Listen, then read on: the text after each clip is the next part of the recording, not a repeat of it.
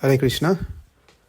I've received few questions based on the topic that we've been discussing in Bhagavad Gita, the last few slokas. I thought these are really very good questions, and the response might benefit everyone.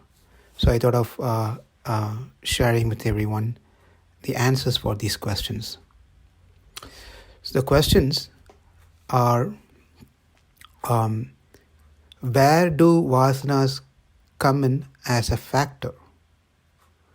Are vasanas just habits that one forms as one interacts with the three modes impelled by karma, or are they pre-existing conditions? So the answer is, we can say it is pre-existing condition, but it is not preloaded condition. There's a difference between pre-existing and preloaded. I'd like to give an analogy for us to understand what it means. Say when we buy a laptop, the laptop comes with a factory settings. It has the operating system, some very basic necessary software. Then the users start using this laptop. They install, load other necessary tools and softwares. When, say, the laptop crashes and somehow it starts back again, there is an option where it provides that called last known good configuration. If you have a Windows, you know what I'm talking about. So when we select this last known good configuration, it will go to the previous last configuration that when before the laptop got crashed and starts a laptop.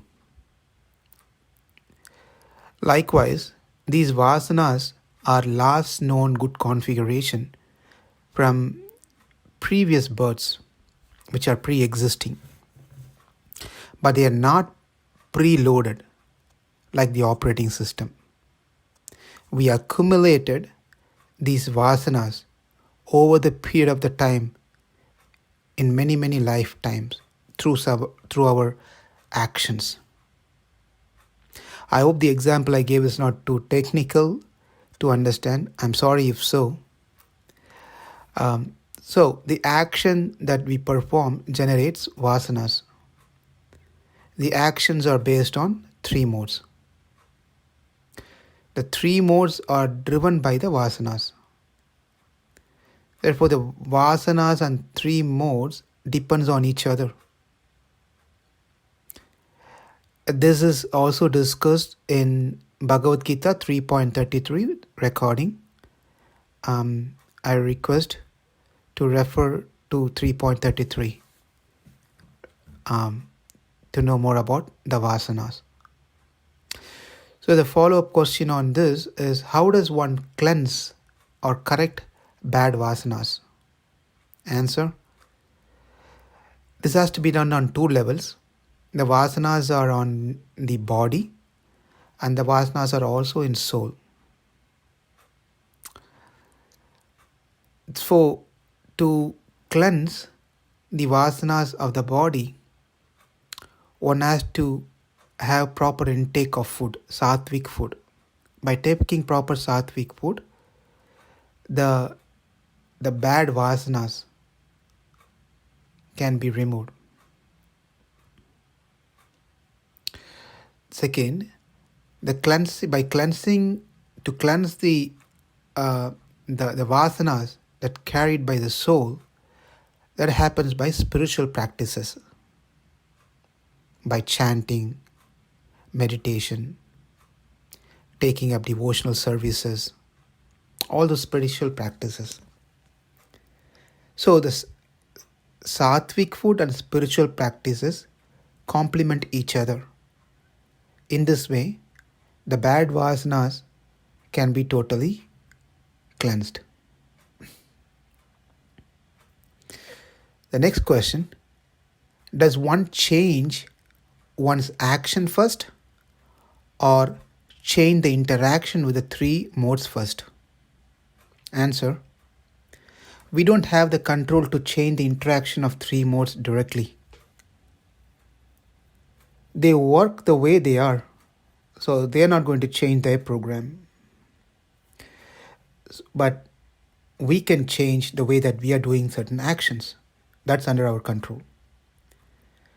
When the interaction of three modes comes in, we do the actions which is under our control with proper discrimination. For example, by my previous vasanas that I am carrying, the mode of passion becomes active, more active, predominant, and that tries to drive my action. At this point, I use my discriminating power to take control of my actions towards that push. If not, if I cannot do that one, if I not go and do something good, do something in mode of goodness, then at least I restrain from doing passionate action. In other hand, say when due to my previous vasanas, the mode of goodness get activated, and that tries to drive my action, and obviously that action is going to be in mode of goodness. At this point, I should not apply the same thing what I applied before for mode of passion or ignorance, saying I'm going to restrain from action. That's not what we are supposed to do. At this point, we make use of the opportunity and do action, because mode of goodness anyway. So I try to utilize this time to increase actions in mode of goodness, stretch as much as is possible. By doing so, I gradually increase sattva guna vasanas. I increase the impression. Now the impression is of more of sattva guna. And especially if those actions that I am trying to do are spiritual, then that becomes like an agent, becomes an agent to accelerate me to be more of sattva guna. And this is how we replace the bad vasanas with good vasanas. That is, make use of that very moment to stretch as much as possible by doing actions in sattva guna. There's another question. In one of the recording, I gave an example of a good boy getting indulged in a bad association. There's a question around that example. The question is, you gave the example of a good boy indulging in improper conduct in bad association. If I were the boy who suffers and regrets the improper conduct, and yet either impulsively go for bad association or have no choice about such association, how do I handle it, knowing it causes me regret and suffering? So this has to be seen as a two cases, because the question has two cases, case 1 and case 2. The first scenario is the boy who regrets but continues to be in the bad association, is regretting for what is now, but is continue to be in the same association, bad association. The second scenario case is the boy who regrets but has no choice to escape the bad association. So these are the two scenarios. Let's see the first case, the boy who regrets but continues to be in the bad association. So the example we can take is from Ramayana, that Kumbhakarna, who knows very well what Ravana doing is not good. But Kumbhakarna decided to continue to stay in Ravana's association. Not only just staying, he continued to help Ravana in his mission as well. So that's a condition of the same boy, what we are seeing here in Kumbhakarna's example. So in this scenario, unfortunately, the boy has to learn only by his own experience. He has to go through certain things. There's no other way. He has to come to a point where he breaks that bad association forcefully and get out. Otherwise, he's going to continue to experience like Kumbhakarna. Scenario, case 2, the boy who regrets but has no choice to escape the bad association. Is again, we can take the example from Ramayana, where Mother Sita was kidnapped by Ravana. So here the Sita can be taken as the boy and Ravana as a bad association. So Sita was kidnapped by Ravana, and Sita was in a very helpless condition. But she was constantly remembering and praying to the Lord, Rama. But herself never got indulged into the bad association. So the Lord, who was pleased by her sincerity and chastity, reciprocated by sending his close associate, Hanuman, to save Sita's life. So here Hanuman is a representation of a guru. When we become sincere, serious, and we regret for our behaviors and habits, certain habits, bad habits, and pray sincerely to the Lord will send a guru in our life. And we realize and recognize that person and catch hold of that guru's feet. And that guru will help the boy to get out of the situation, provided the boy is now willing to follow the instruction of the guru.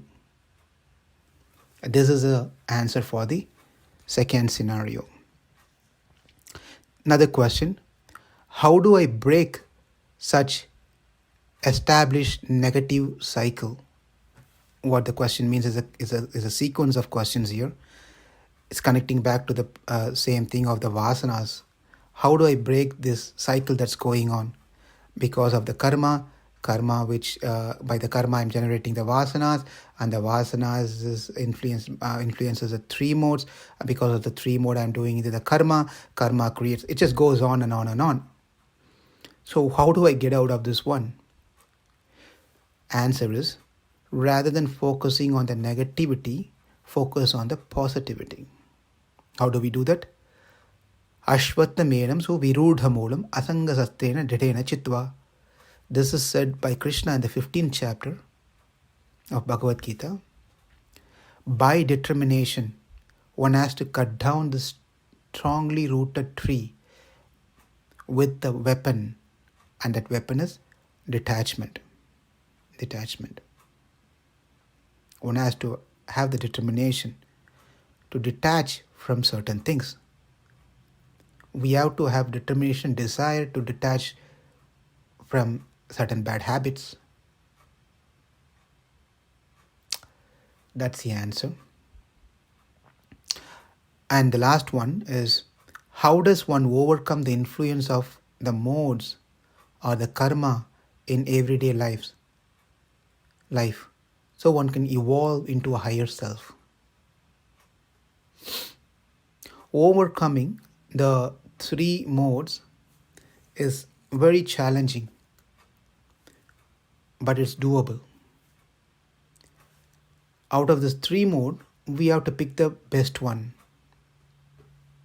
Use that one as a vehicle to transcend to a higher position, evolve to a higher self. We take the best out of the three, which is Sattva-guna, mode of goodness. We have to reduce Raja and Tamaguna. That's only possible by increasing the Sattva-guna.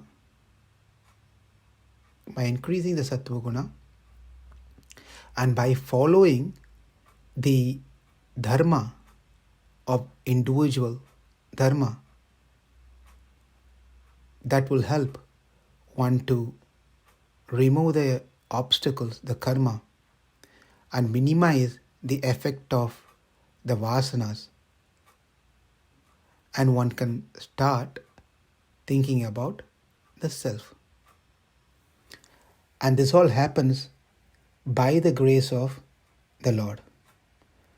So it happens not otherwise. So as we are doing and practicing all those things, we have to pray, sincerely pray for the mercy of the Lord. By the mercy of the Lord and with our practices, we should be able to be free by the influence of the modes and free of karma, and should be able to focus on the self or Paramatma. Hope this answers these wonderful questions. If still things are not clear, please feel free to email me or post your question here. Thank you. Hare Krishna.